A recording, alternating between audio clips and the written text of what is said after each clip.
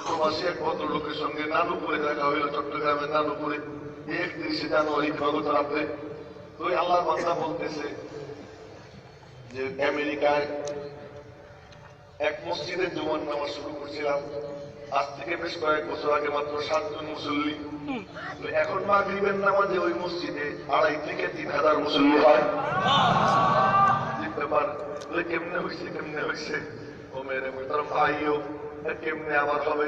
এই দেশের ভাঙ্গা চোরা মানুষ, তার রূপের এক সন্তান ইলিয়াস রহমতুল্লাহ আলাইহির চোখের পানি, অন্তরে যারা প্রবস্থিরতা, বুজুর্গ আনে দিনের দোয়া, এই নিয়ে মেহনত করিয়া যে এক কাম চালু করছেন।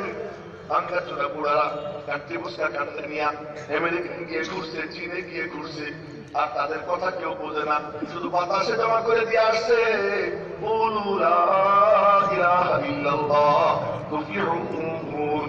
এই যে বাতাসে জমা করে রেখে আসছে, ওই বাতাস ওই আল্লাহর নাম নিয়ে ঘরে ঘরে পৌঁছাইয়া দিছে।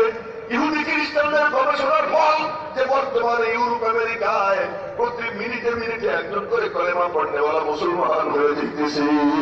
সুবহানাল্লাহ। এই জন্য সুযোগ মিলে গেলে কি একটু জোরে সরে বলবো না সুবহানাল্লাহ? বলতেছিলাম সূরা ধরলেও কি ওমর রাদিয়াল্লাহু তাআলা আনহু বলছেন, ইয়া রাসূলুল্লাহ ইন আজিদু বুকান বাকাইতু ওয়া ইল্লা তাবাকাইতু, যদি কান্না পাই কাঁদবো, কান্না না পাইলে কান্নার মতো মুখ বাড়াবো। এই অভিনয়টা মাওলার কাছে পছন্দ হয়ে গেছে যে আমারে পাওয়ার জন্য যদি অভিনয় করে, এইটাও আমি কবুল করে নিব। কত সহজ! এই জন্য এখানে এসে গেছি, তখন সুযোগ পাবো একটু জোরে সরে পাগলের মতো ভাবসাব ধরে চিৎকার দিয়ে উঠবো সুবহানাল্লাহ। এই যে রহমতুল্লাহ আলাইহির ইন্তেকাল হয়ে গেছে, ইন্তেকালের পরে রব্বুল আলামিনের সঙ্গে দেখা। আমাদের জিজ্ঞেস করে তুই কেমনে জানলি? আহলে হাদিসরা করে তুমি কেমনে জানলা যে আল্লাহ পাকের সঙ্গে আমাদের দেখা, আল্লাহর সাথে কথাবার্তা হয়েছে, সেই কথা তুমি কেমনে জানলা? হাদিসে পাকে নবীজি ইরশাদ ফরমান, মা মিনকুম মিন আহাদ ইল্লা সায়ুকাল্লিমুহু রাব্বুহু লাইসা বাইনাহু ওয়া বাইনাহু তুরজুমান, তোমাদের কেউ বাকি থাকবে না, কিন্তু তার সাথে আল্লাহ পাক সরাসরি কথা বলবেন, মাঝে কোনো দোভাষী থাকবে না। এটা তো ঠিক আছে, বুঝলাম, কিন্তু ইয়াহইয়া ইবনে আকসামের সঙ্গে যে কথা হয়েছে তুমি কেমনে জানলা? আমি জানবো না কেন? আমার তো লিঙ্ক আছে, আমার তো নেটওয়ার্ক আছে, আমার নেটওয়ার্ক কখনো হ্যাং হয় না। তোদের তো নেটওয়ার্কই নাই। তোরা বলিস রসুল খুদা কে সেবা और किसी को मेयर हक न समझे, আল্লাহ রসুল ছাড়া কাউকে সত্যের মাপ কাঠি মারা যাবে না। এই তো তোদের নেটওয়ার্ক ছিন্ন হয়ে গেছে, তো তোরা কেন ওই পর্যন্ত যাবি? আমার কথাটা আপনাদেরকে শুনে আবার মনে করেন না যে সুযোগ পাইছে চেয়ারে বসে নিজের বাপের কথা শুনে। আমার যখন 24 বছর বয়স, তখন আমার আব্বার ইন্তেকাল হয়। ইন্তেকালের খবর পাইছি, তখন আমি ঢাকাতে ছিলাম। আমার কাছে সংবাদ দিচ্ছে যে আপনার আব্বা গুরুতর অসুস্থ, বাড়ি আসেন। মিথ্যে কথা বলছে। পথের মাঝখানে গিয়ে জানলাম আব্বা নাই। তো এরপরে তো যা হওয়ার হয়েছে, জানাজা পড়ছি, আব্বারে কবরে শোয়াইছি, এরপরে একটু ঘুমাইছি। ঘুমের সময় বলছি, আল্লাহ তুমি দেখাই দিও তো আমার আব্বা কেমন আছে। এই কোনো দোয়া কালাম করে না, শুধু এতটুকু বলছি, বলে ঘুমাইছি।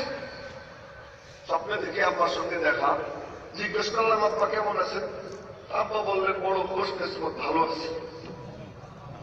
আমার সব টেনশন দূর হয়ে গেল। আমার আল্লাহর সাথে যদি আমি এতটুকু করতে পারি, ইয়াহিয়া ইবনে আকসামের জামানায় কি এই ইয়াহিয়া মাহমুদ থেকে কি হাজার হাজার গুণ বড় বড় বুজুর্গ ছিল না? এর অর্থ আমিও তাহলে বুজুর্গ। আমি বললাম যে আমার থেকে হাজার হাজার গুণ বড় বুজুর্গ ছিল না, তার মানে হলো আমিও বুজুর্গ হয়ে গেলাম না? ওইটা বলতেছি না, বলতেছি কত উঁচু উঁচু দরকার বুজুর্গ ছিলেন, আলেম ওলামা ছিলেন। ওনাদের কেউ একজন ইয়াহিয়া ইবনে আকসামকে স্বপ্নে দেখছেন, কথাবার্তা হয়েছে। আরে আমাদের নেটওয়ার্ক তো এত শক্তিশালী যে হযরত ইমাম আহমদ ইবনে হাম্বল রাহমাতুল্লাহ আলাইহির ইন্তেকাল হয়েছে, ইন্তেকালের পর রব্বুল আলামিনের সঙ্গে সাক্ষাৎ হয়েছে। আল্লাহ পাক বলছেন, আহমদ, জি মালিক, তুই যে এত মায়ের খেলি কার জন্য রে? কার জন্য? আহমদ ইবনে হাম্বল বলছেন, আল্লাহ আমি তো তোমার জন্য মায়ের খেয়েছি, তোমার জন্য মায়ের খেয়েছি।